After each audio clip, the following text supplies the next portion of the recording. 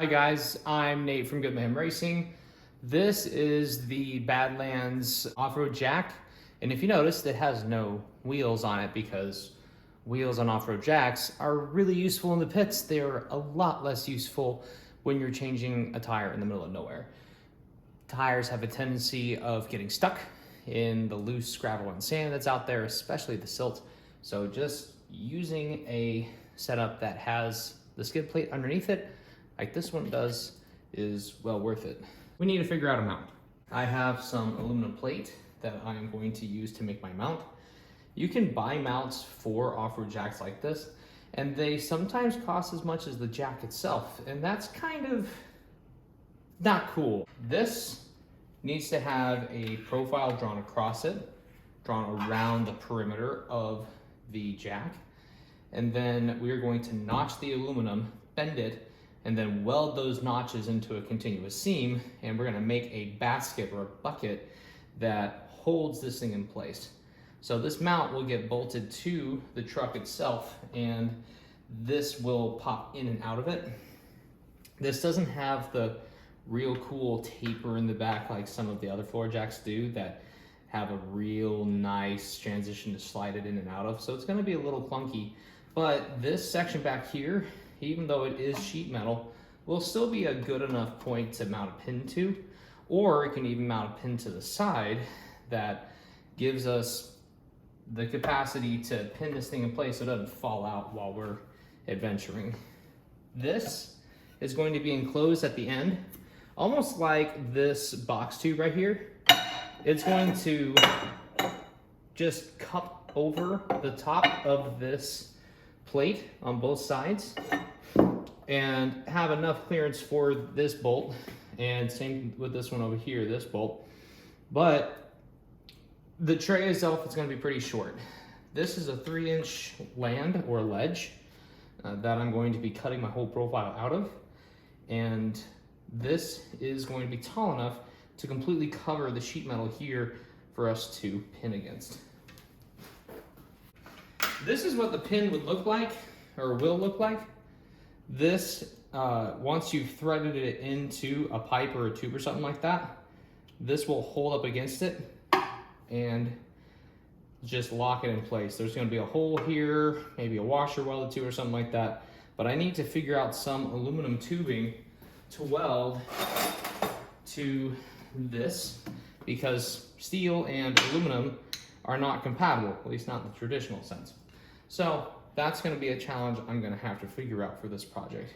Finding aluminum and welding it, threading it to work with a pin like this. Now you can see the trace of the profile I've been working with. To make a mount, you want to have a very good understanding of the limits, the bounds of the thing you're storing, and you want to have a tolerance for it to fit in. So if I do an absolutely perfect fit of this article, this thing won't fit except for maybe the first couple of times that I put it in there. So that would stink. It's going to need to have a little bit of slop, a plus or minus on either end, and on the width for it to sit in comfortably and reliably over time. That tolerance needs to be tight enough to where it's not going clunk, clunk, clunk, clunk, clunk in the car all day. Well, it's gotta be loose enough to easily take in and out. We have this section, it's gonna be folded up. We're going to mark it. This section is gonna be the one notching for the front. And it's okay to overshoot your lines right now. Again, this is just trying to understand the bounds of the product that you're working with. The top of the jack was around 3 inches, so this tube is actually a really good analog for that. I'm gonna mark this out as it fit that tube.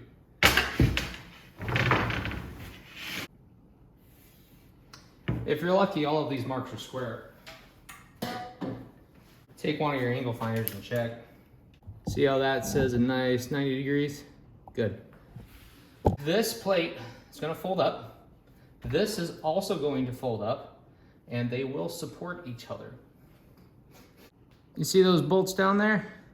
We're going to cut relief for those I'm not gonna worry about folding around that from a gap standpoint. I just wanna work with the bottom of the plate, and then we will U-shape slots for those bolts. Since we're gonna be doing a lot of welding, this does not have to be perfect.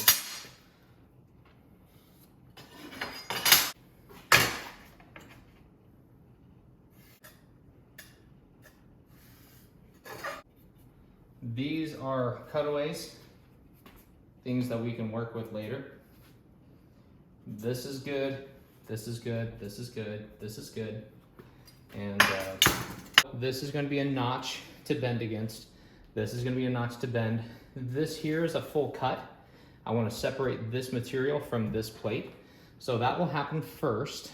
And then for this to be a cut, this to be a cut, that to be a cut, that to be a cut, I will notch everything first and cut those last.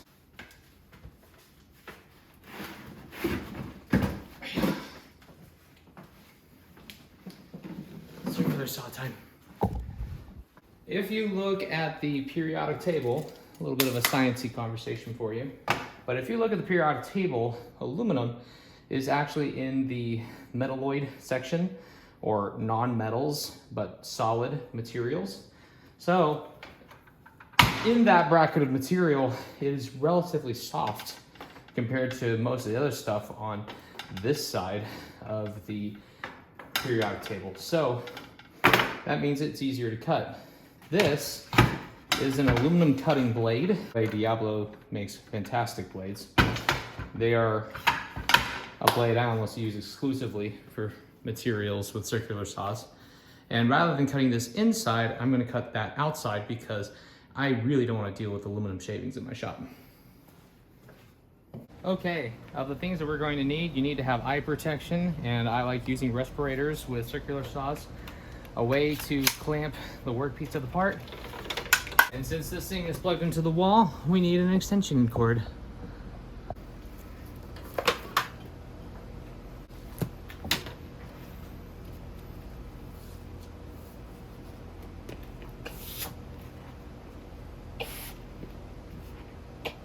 Okay, good. If you want to check the seal in your respirator, just cover the feed, and so long as you're not leaking, you're good.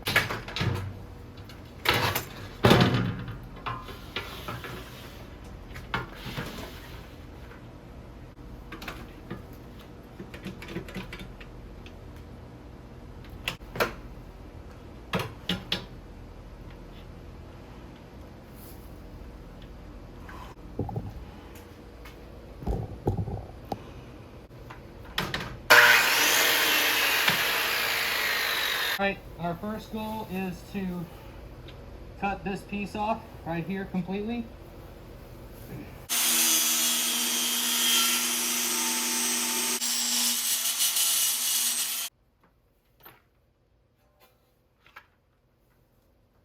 Okay, that piece has been cut off. I was really lazy. I should have actually raised this to the point where it's barely cutting below it, and that would have cut a lot faster. We're gonna have to do that for notching anyway. Let's get that prepped. For notching, our goal is to make sure that the base is wide enough to actually seat a floor jack. So I'm gonna be cutting an 1/8 inch outside of each of these lines for the notch. That way everything can fold up and around it. That is how you adjust the plate. I should have done that earlier, but oh well.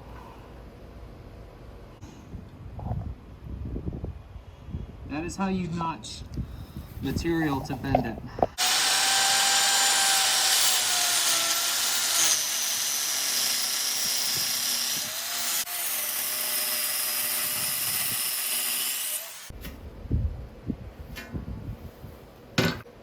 Whenever you clamp your workpiece, make sure to clamp an area that's not been notched, so then you can maintain the full support of it.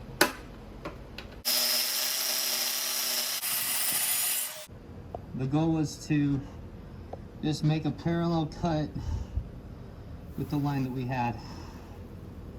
It's okay if it's not perfect, it's gonna get welded, but the straighter it is, the easier it is to bend later.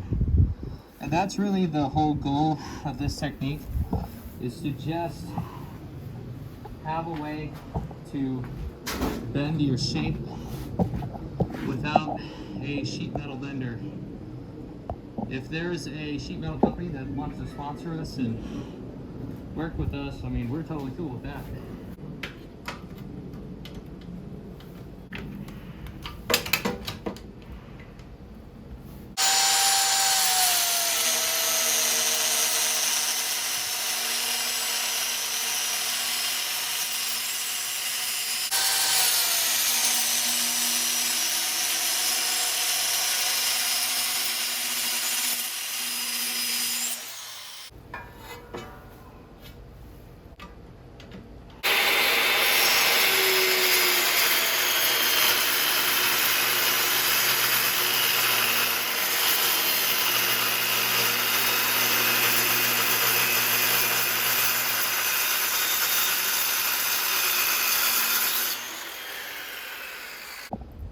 This right here is the back side of our mount. This is gonna fold down. This is the front side of our mount. It's gonna fold down and then down again. This is gonna fold down, and this side's also gonna fold down. That is how we make a very fast plate that is guaranteed to fit our floor jack. So remember the lines? We can still see them. That guarantees fitment. Now, of course, we're gonna have to notch and profile this in a fancy way to actually fit all of the bolts of our little structure. But hey, this is getting us there. This is the hard work done. Now, I'm going to completely cut some of these. I'm gonna use a jigsaw for that to do those finishing cuts. That way I don't overshoot it with the circular saw. But that goes back to the inside, I think.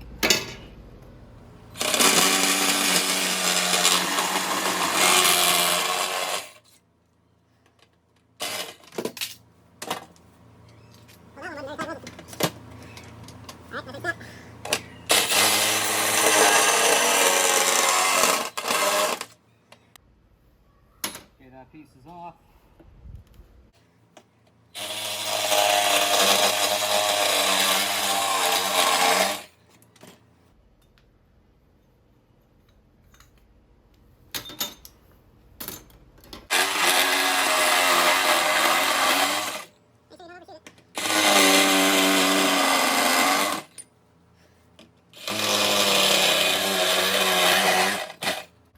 Okay, all of our major pieces are cut. You have to be very careful to bend it slowly. And more often than not, you can actually do it by hand. You'll only be able to bend it once, and also like this edge is foil thin. Like I cut it to be around a 1/16 of an inch thick when all said and done. So that's not going to have enough strength to actually support the weight of anything. This is going to require a full weld from end to end to regain the strength that has been lost. All right, so you can actually bend this by just using the free weight of your own body and then gently transitioning from side to side to make sure the bends are equal.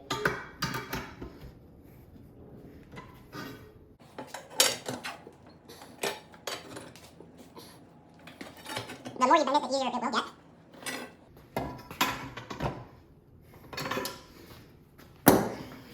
So bend with care.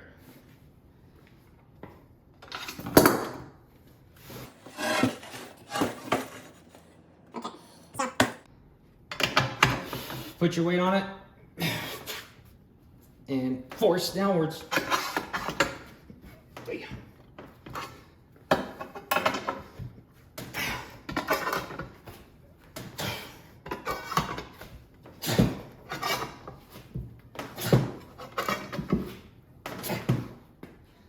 This one's a lot harder than the other side was.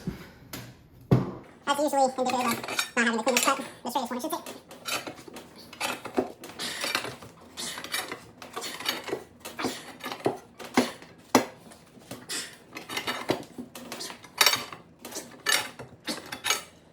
Check your square. Make sure that you're not overdoing it or underdoing it. So far, so good. Oh, a lot easier. Go easy. All right. Okay. This one's got a bit of a gap. We can weld around that gap just fine. This is what you use to bend that little piece now. Put your weight on it and take it easy. All right. That lip is now in place. And this lip can be as long as you want. I just felt like an inch. To completely clear the bolt there, it's gonna be cut.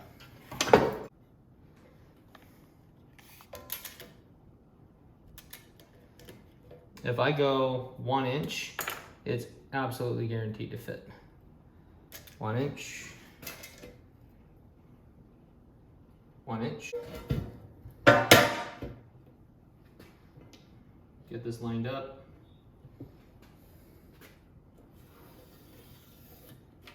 Okay. So you can see the material that's absolutely getting taken away.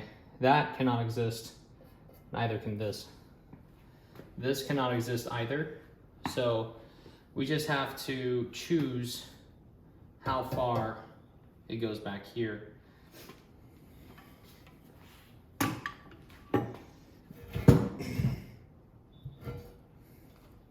Mirror it on the other side. Do that 1 inch.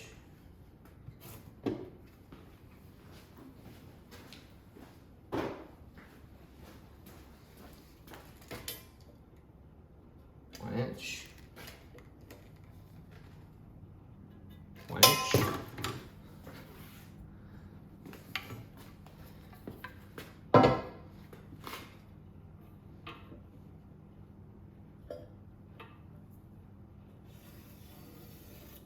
Okay. This is going to get cut out. That's going to get cut out.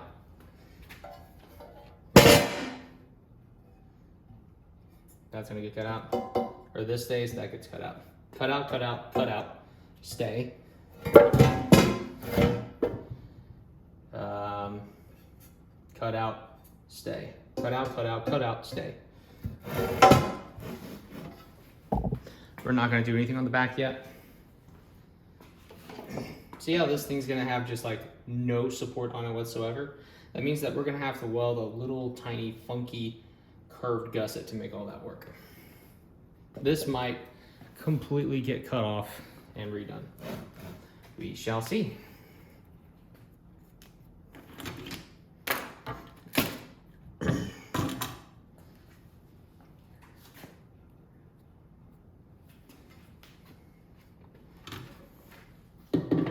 See this bolt back here? Let's see how high that is off the floor. I see it being 1 1/8 inches, so our cut back here will clear that fit. That is very encouraging. We still have to figure out something with these little bolts. If I had made it a little bit wider, it would have been all the better, but we'll work with what we got. We'll make it happen. We just have to figure it out. Back to more cutting.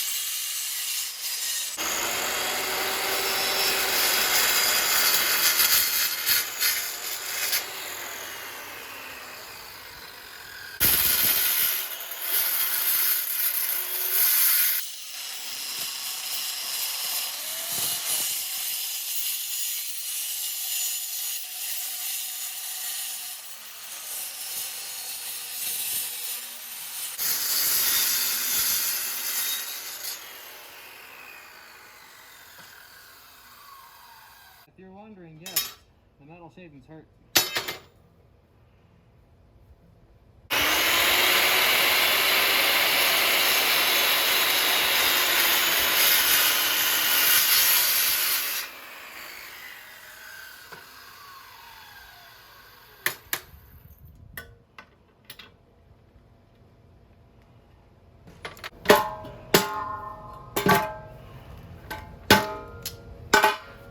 Okay, with movie magic, I just made that happen. Let's try it again. Okay, that fits. That fit very nicely. So I'm gonna take a 45-degree, hi Saber, hey buddy boy. I'm gonna take a 45-degree square, line it up, and find out where it is just right on the height. That is 2 5/8. 2 5/8 over here. All right. So I could take that and physically weld a 45-degree to it and completely clear this with no complications. This is going to be a lot of welding, a lot of aluminum welding. Oh, and see these right here, these 2 bolts. I need to notch the aluminum plate a little bit to clear those. Those are a little bit bigger than pulling the stunt I did earlier.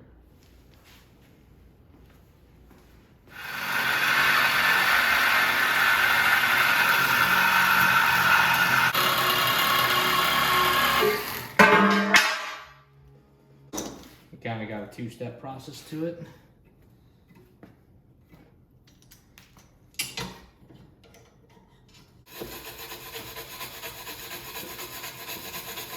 With the aluminum.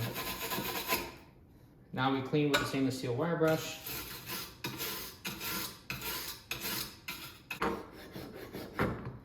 Okay, wherever you ground, just make sure that it's clean.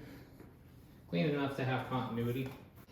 Whenever you're checking ground, make sure that it's a short. Go to the area that you're welding. Make sure that it's good first.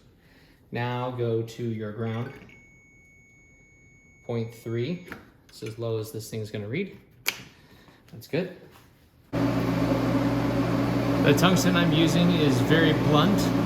It's not a ball, but it is a very, very steep cone. A very steep cone.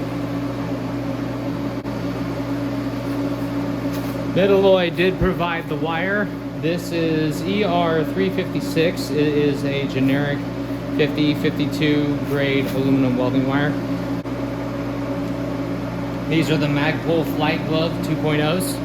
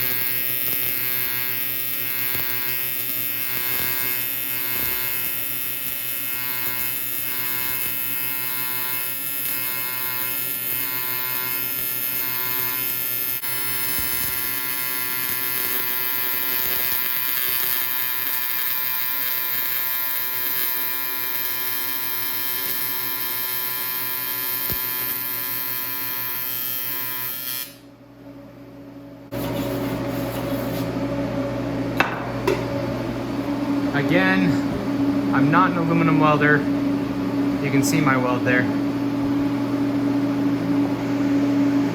Yeah. But, I mean, I gotta get penetration and you'll see it on the opposite side.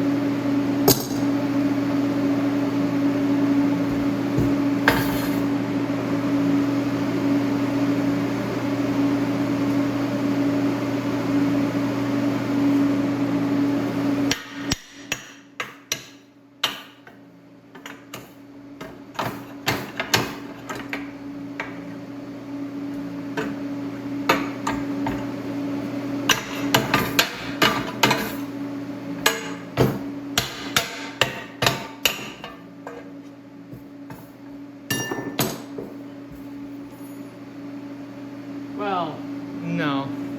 I didn't get much penetration, but you can see the profile.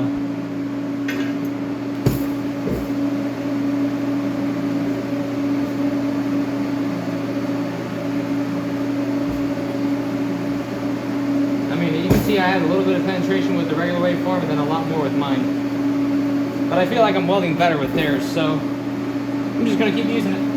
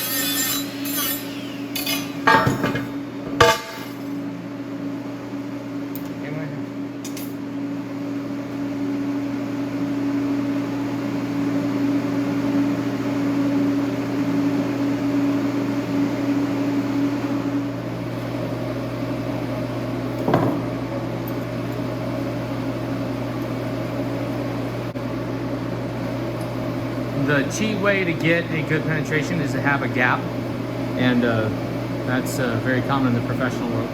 Try really hard not to weld on the thing underneath it.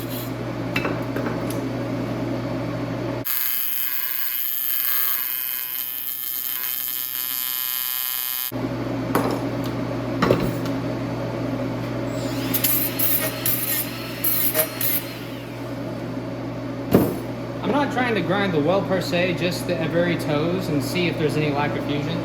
Sometimes you can see it that way. You can also grind your starts and stops too to see any as well.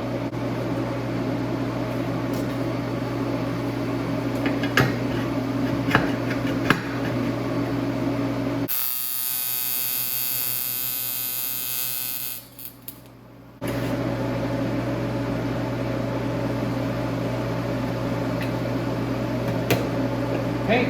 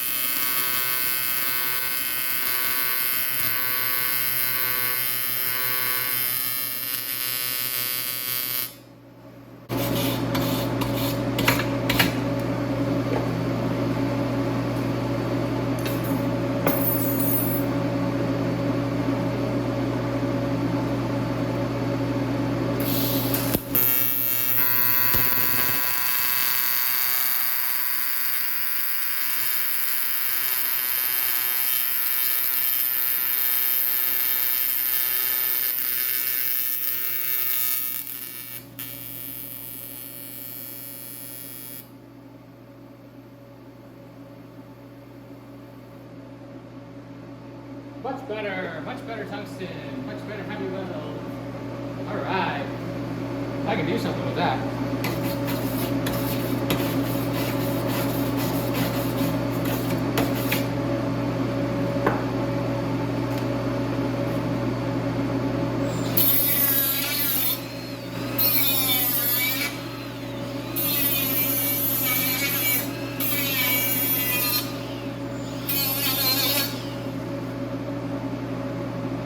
Okay. I don't see any immediate cracks here. So far, so good.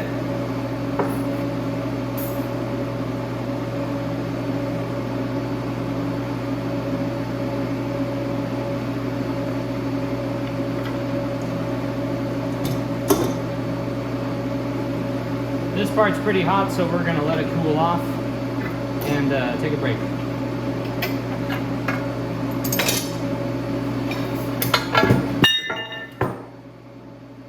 But yeah, there's the penetration. It's not pretty, but effective for sure.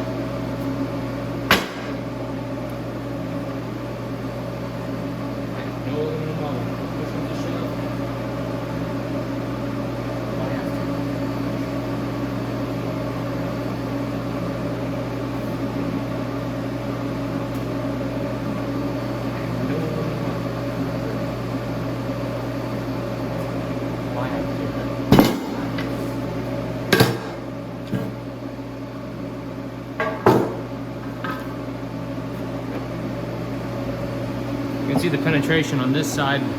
See a little pooch sticking out? That's the kind of penetration you want to see with aluminum.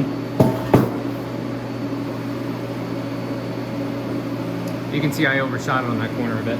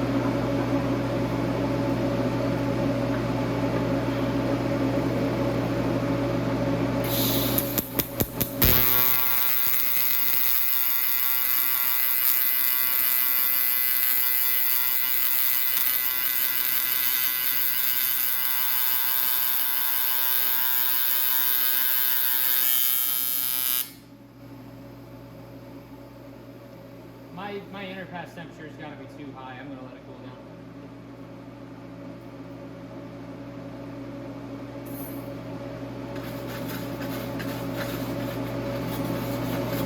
You can see how the puddle is extra fluidy versus how fast I was traveling.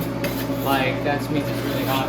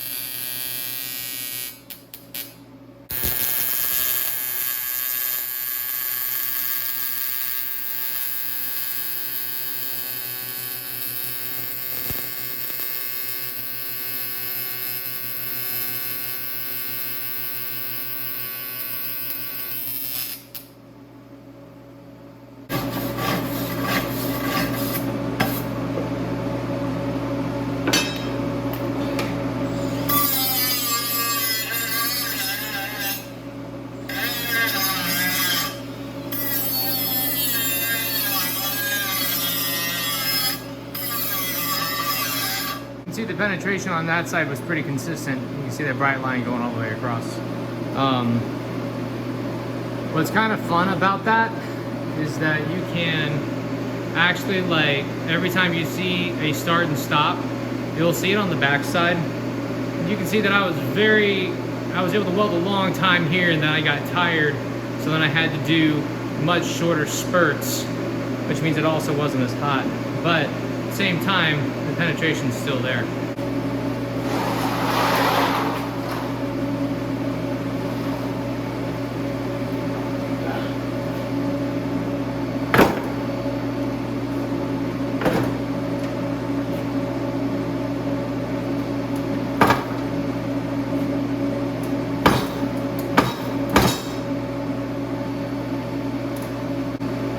It's this thing. It curled in a little bit with our welding.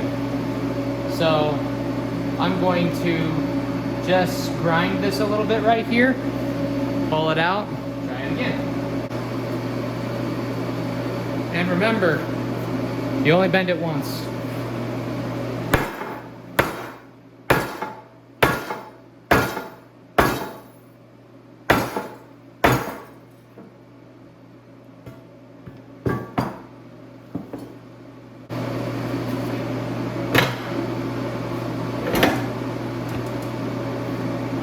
We are in.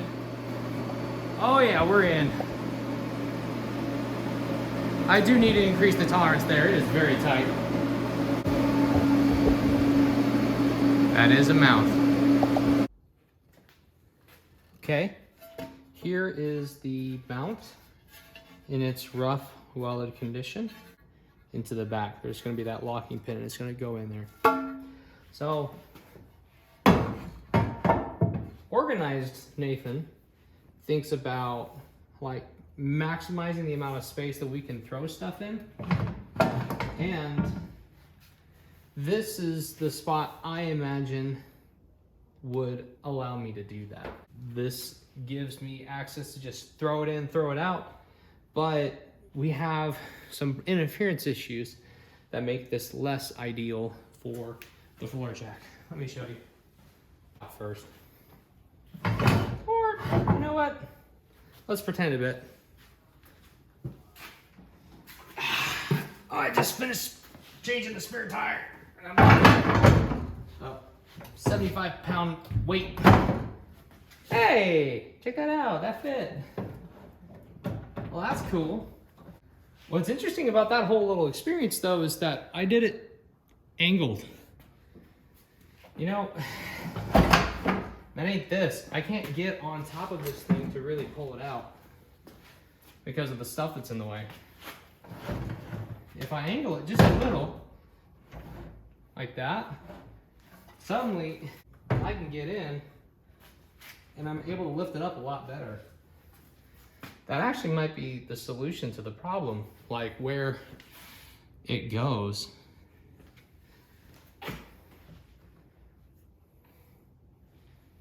It actually fell in a spot. Like, that's solid. That's not moving at all. Well then, that apparently is the spot where it should go. It's kind of short-circuiting my brain a bit. So I gotta be able to be on top of it to pull it out. So it's gotta be angled. That makes sense. And this is an easy spot to grab. That tab that's going to go right there. Does it clear the door? See how you got clear access to it and the other stuff is not in the way, like the fire extinguisher, the first aid supplies, and the blower. This is a complete top-down view, and we can actually like heavy lift this thing. Okay. Oh, that was surprising. Well, I'll take that. Need to mark its location so we can do this again.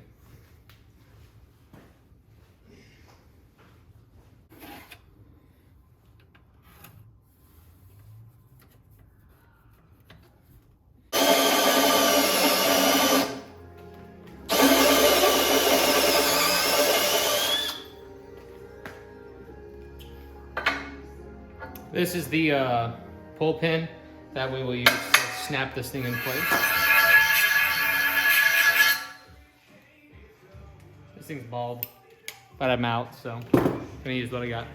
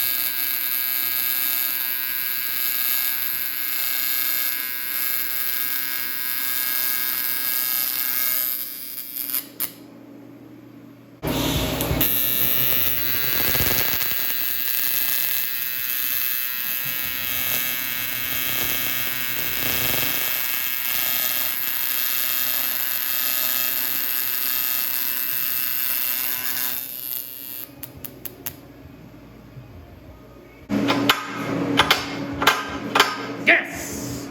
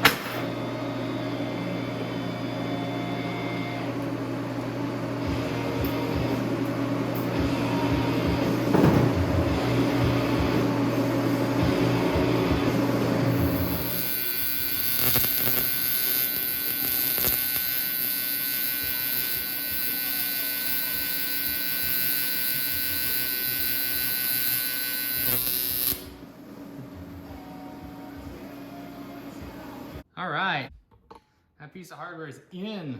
Check this out.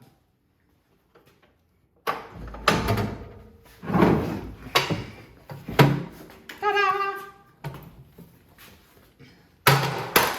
All right, so I thought I was saving money by buying the Harbor Freight off-road jack that copies Pro Eagle. Well, since nobody had a mount for a tireless version of this, I had to make something instead. Realistically, I should have just bought the Pro Eagle or the Harbor Freight that had all of the aftermarket stuff available online first, and not this thing. Realistically, it's a great jack, but since there's no product support for it, it's not cool. So, all of these have welding all the way around. This has pretty good penetration, as you can see. Those ends are welded both front and back to give it extra strength, since I couldn't gusset it. There's like no way to gusset it cleanly that has good strength. I'd have to have like really thick aluminum to even do that, and this is 1/4 inch already. So I thought just welding it there and there on front and back was well worth the time. So this little latch right here, this holds it in place,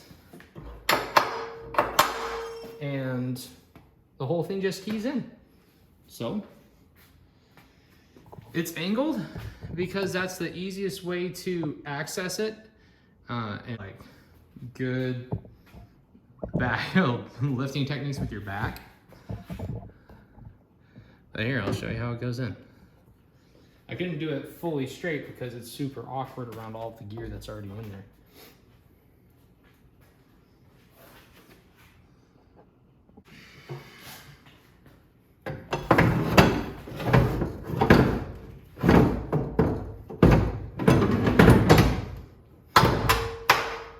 That's it.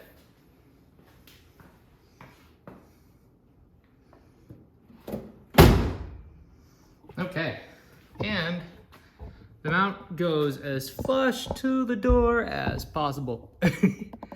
That handle actually goes inside the door jamb. So, it's flush, it's mounted, it's out of the way, it's no longer using a cord or a cable to hold it in place. Yes. And that is the floor plate for the Badlands off-road jack. To be candid, there are better things out there and I should have bought them instead. This is good enough now. Now that I've spent all this time making something myself.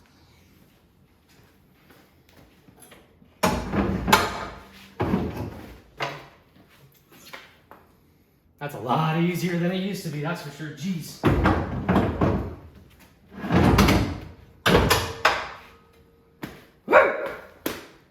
I will see you out in the desert, if not my garage.